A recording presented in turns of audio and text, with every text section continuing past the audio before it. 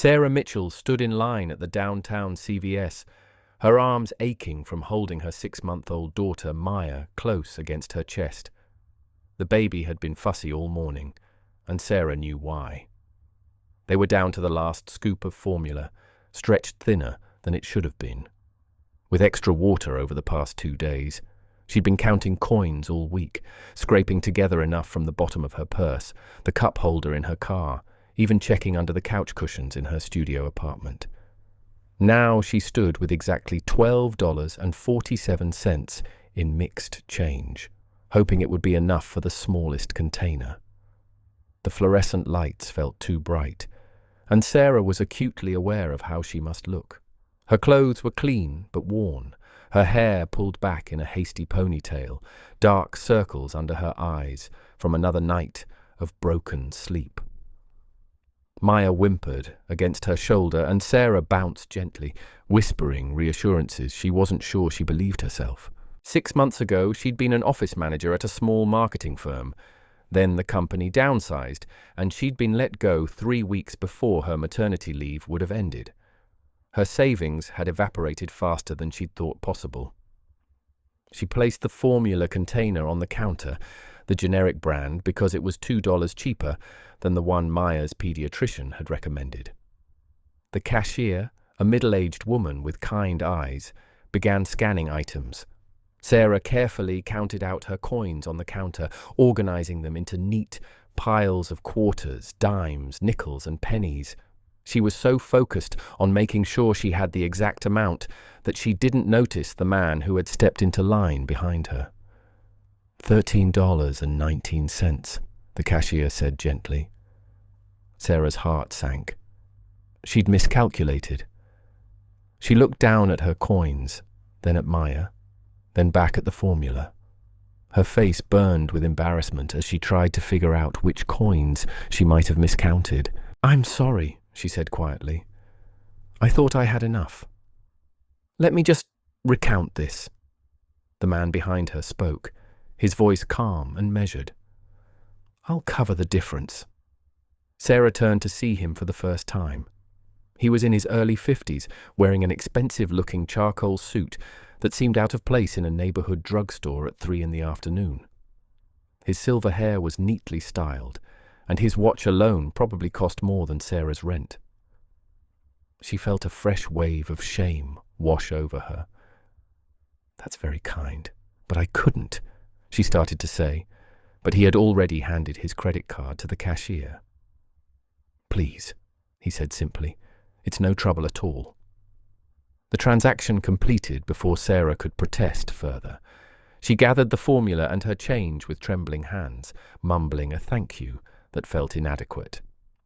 As she turned to leave, the man was already paying for his own items, seemingly ready to move on with his day and forget this small act of charity. But something made her pause at the door. "Why did you do that?" she asked, turning back.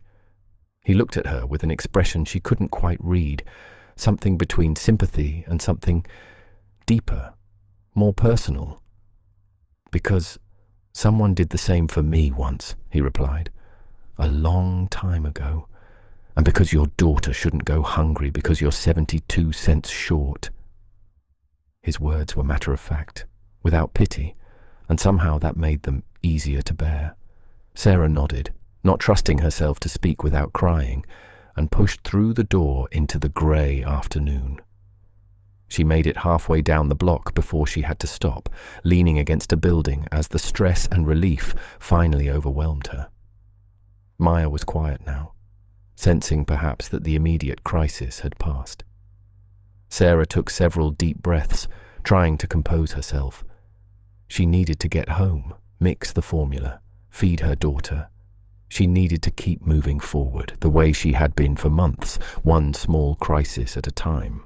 She didn't see the man from the drugstore standing at the corner, watching her with a troubled expression. David Chen had built his real estate development company from nothing over 30 years. He'd grown up in a one-bedroom apartment with his single mother, who'd worked 2 jobs to keep them fed and housed. He remembered being 10 years old, watching his mother count change at a grocery store checkout, remembered the shame on her face, the fear in her eyes. That memory had driven him for decades, pushed him to succeed, to make sure he'd never be in that position again. And he'd succeeded beyond anything his younger self could have imagined. But success had come with its own costs. His marriage had ended 5 years ago, his ex-wife citing his obsession with work. His 2 children, now adults, were polite but distant. He lived in a penthouse overlooking the city, surrounded by expensive things that meant nothing. Lately, he'd been feeling the weight of it all, the isolation, the sense that somewhere along the way he'd lost sight of what mattered. When he'd seen that young mother counting coins, something in him had fractured. It wasn't pity he'd felt, but recognition. She'd reminded him of his own mother, of the dignity with which she'd faced poverty, the fierce love that had kept her fighting. He'd intended to simply help and walk away.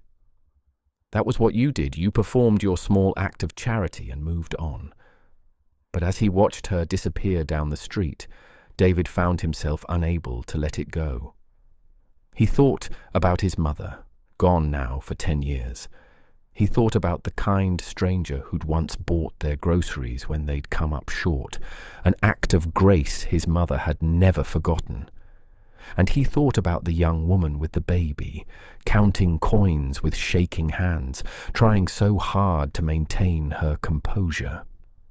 David pulled out his phone and made a call. "Jennifer," he said, when his assistant answered, "I need you to do something for me. It's personal." He explained what he'd witnessed, asked her to work with the management company that owned several apartment buildings in the area.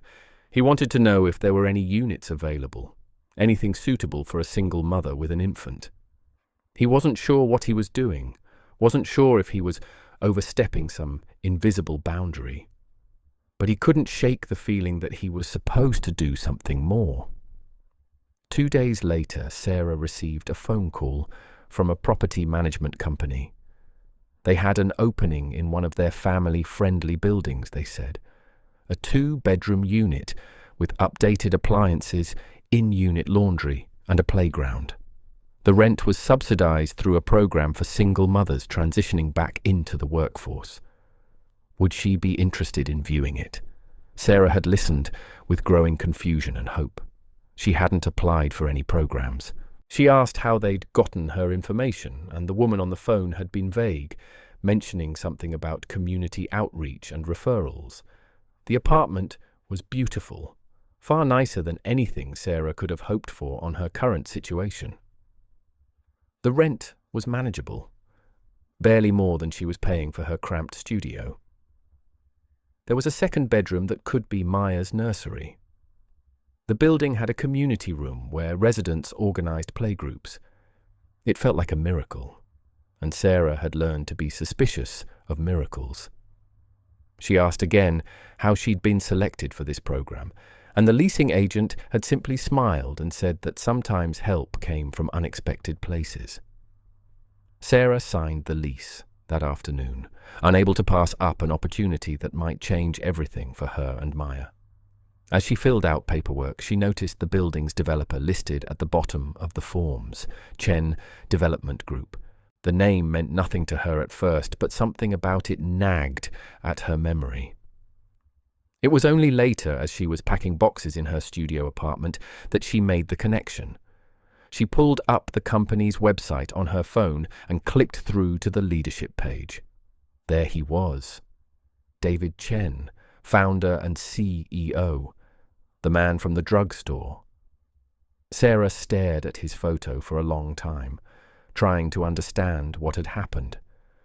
This wasn't just covering 72 cents. This was something else entirely, something that made her deeply uncomfortable, even as she recognized it as a lifeline. She thought about calling the management company, about refusing the apartment, about protecting her pride. But she looked at Maya sleeping in her car seat, thought about the opportunity to give her daughter a better home, and Sarah knew she couldn't refuse based on pride alone.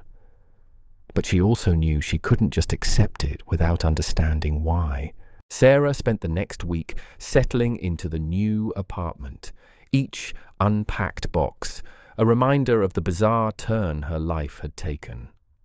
She'd tried to find contact information for David Chen, but his office was shielded by layers of assistants and automated phone systems. She'd left 2 messages that were never returned. Part of her wondered if she was being paranoid, if this really was just a coincidence, some legitimate program she'd somehow qualified for without knowing. But the timing was too perfect, and the nagging feeling that she owed someone an explanation, or at least a proper thank you, wouldn't go away. On her 10th day in the apartment, Sarah was coming back from a walk with Maya when she saw him. David Chen was standing in the building's lobby, talking with the property manager. He looked different in casual clothes, more approachable somehow, though there was still an air of authority about him. When he saw her, his expression shifted to something Sarah couldn't quite identify. Not surprise, exactly. More like resignation, as if he'd known this moment would come eventually. "Mr. Chen," she said, walking over with Maya in her arms. The property manager looked between them with confusion, then quietly excused herself. David gestured toward the community room, which was empty at this time of day. "Can we talk for a moment?" he asked. Sarah nodded, her heart pounding as she followed him into the bright, open space with its comfortable furniture and children's toys scattered in one corner. They sat across from each other and, for a moment, neither spoke. Finally, Sarah broke the silence. "You did this," she said. It wasn't a question. The apartment, the program, all of it.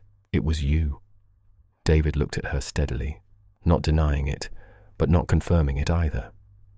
"There are several families in this building who qualified for housing assistance," he said carefully. "It's not just you." "That's not an answer," Sarah replied, her voice firm despite her nervousness. "I need to know why." "Why me? Why this? I don't even know you."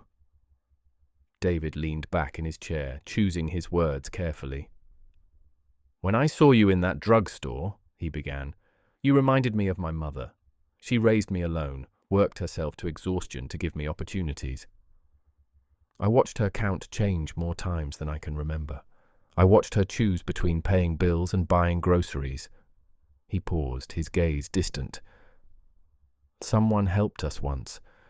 A stranger paid for our food when we came up short. My mother never forgot that. She said it gave her hope when she was about to give up." Sarah listened, beginning to understand, but still wary. "So this is charity," she said quietly. "You felt sorry for me. I'm grateful, truly, but I can't accept something like this based on pity." "It's not pity," David said, his voice taking on an edge. "Pity is throwing money at a problem and walking away feeling good about yourself. This is something different." He leaned forward, his expression intense. "Do you know what I've learned after 30 years of success? That money solves problems, but it doesn't create meaning. I've spent decades building things, accumulating wealth, and somewhere along the way I forgot why I was doing it. When I saw you, I remembered." "What did you remember?" Sarah asked, genuinely curious now. "That poverty isn't a moral failing," David replied. "That people who work hard can still struggle. That dignity matters more than pride." He met her eyes. "You were trying so hard to count those coins correctly. You weren't making excuses or asking for handouts. You were doing everything you could with what you had. That deserves respect, not pity." Sarah felt tears threatening, but held them back. "I still don't understand why you went to such lengths," she said. "You could have just forgotten about it after that day." "I tried to," David admitted. "I went back to my office, went through my meetings, reviewed my projects. But I couldn't stop thinking about you and your daughter, about my mother, about what that stranger's kindness meant to us." He stood, walking to the window that overlooked the playground. "My mother used to say that we're all just one crisis away from needing help. She believed that those of us who make it through have a responsibility to create pathways for others. Not to rescue them, but to provide opportunities they can build on themselves. Sarah considered his words, understanding them intellectually, but still struggling emotionally. "This apartment, though," she said, "it's too much. It feels like I'm accepting something I didn't earn." "You'll earn it," David said, turning back to her. "The rent is real, even if it's subsidized. The lease terms are the same as any other tenant. And there's something else." He hesitated, then continued. "My company has an opening in our accounting department. Entry level, but with room for advancement. I understand you worked in office management before. If you're interested, I can arrange an interview. No guarantees, just an opportunity." Sarah felt a mix of emotions, relief, gratitude, but also a flicker of anger. "Why didn't you just offer me a job in the first place?" she asked. "Why go through all of this?" "Because you needed a stable home before you could think about work," David replied simply. "You needed to know your daughter had a safe place to sleep, that you weren't one bad day away from being evicted. Security first, opportunity second. That's the order that matters." His pragmatism, the clear-eyed way he'd thought through her situation, struck Sarah deeply. But there was still something she needed to say. "I'm grateful," she began, choosing her words carefully. "More grateful than I can express, but I need you to understand something. I'm not a project. I'm not a way for you to ease your guilt or find meaning. If I take this job, if I stay in this apartment, it has to be because I've earned it, not because you're trying to recreate some moment from your childhood." David absorbed her words without defensiveness. "You're right," he said after a moment, "and I apologize if I've made you feel that way. But understand this too. I'm not offering you anything I wouldn't offer to someone I believed in professionally. The housing program is real. The job opening is real. What I'm giving you is a chance to prove yourself. What you do with that chance is entirely up to you." They sat in silence for a moment, the weight of the conversation settling between them. Finally, Sarah spoke. "I'll interview for the position," she said, "but I want it to be a real interview. I want to be evaluated the same way anyone else would be. If I'm not qualified, I want to know." David nodded. "Agreed. I'll have HR contact you directly. They won't know about our connection. You'll be assessed on your merits alone." Sarah felt something shift inside her, a sense that maybe, despite the strangeness of how this had all unfolded, there was a path forward that preserved her dignity. Over the following months, Sarah did interview, and she did get the job, though she learned later that there had been other qualified candidates, and the decision hadn't been automatic. She proved herself capable, reliable, and within 6 months had been promoted to a supervisory role. She paid her rent on time every month, took pride in her work, and gradually rebuilt the life that had crumbled after losing her previous job.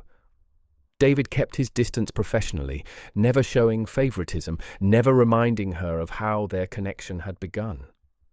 But occasionally, Sarah would see him in the building or pass him in the company halls, and they would exchange brief nods of mutual respect. She learned more about him over time, through office conversations and casual mentions. She learned about his childhood, his mother's death, his failed marriage, his estrangement from his children. She began to understand that his intervention in her life hadn't been about her at all. Not really. It had been about him trying to honor a memory, trying to find some way to make his success mean something beyond numbers in a bank account. One afternoon, nearly a year after that encounter in the drugstore, Sarah found herself alone in the break room with David. It was an awkward moment, the kind they'd both learned to navigate with polite small talk. But this time, Sarah decided to say what had been on her mind for months. "I want you to know something," she said. David looked up from his coffee, waiting. "When you helped me that day, you didn't just help me buy formula. You gave me back something I'd lost. The belief that I could make it through. That I deserved to make it through." David was quiet for a moment, his expression unreadable. "And I want you to know something," he finally said. "You helped me too. You reminded me why any of this matters, why I built this company, why I worked so hard. Not for the money or the status, but to create opportunities. You reminded me of that." Sarah smiled slightly. "So we helped each other," she said. "That seems fair." David returned the smile, a genuine warmth in his expression. "That seems very fair indeed." They didn't become close friends, didn't develop some fairy tale relationship. Their lives remained separate, their connection defined by professionalism and mutual respect. But something had shifted for both of them. Sarah had learned that accepting help didn't mean surrendering dignity, that pride and pragmatism could coexist, that sometimes the kindness of strangers could create real opportunity if you were willing to work for it. And David had learned that the wealth he'd accumulated only meant something when it created pathways for others, when it honored the struggles that had shaped him. Years later, when Maya was old enough to ask questions, Sarah would tell her about the day they'd been 72 cents short for formula, about the man who'd helped them, about how that small moment had changed the trajectory of their lives. And she would tell her daughter that sometimes people appear at exactly the right moment, not to rescue you, but to remind you that you're worth fighting for, that your struggles matter, that help isn't weakness but humanity. Perhaps the most powerful transformations aren't the dramatic ones, the complete reversals of fortune, but the quiet ones, the moments when someone sees your struggle and decides it matters, when someone gives you not charity but opportunity, when you realize that the distance between wealth and poverty isn't as vast as the space between indifference and compassion. In the end, David hadn't saved Sarah. He'd simply made it possible for her to save herself, and in doing so, he'd found something he'd been searching for without knowing it. A purpose beyond profit, a legacy beyond buildings, a connection to the values his mother had taught him so long ago.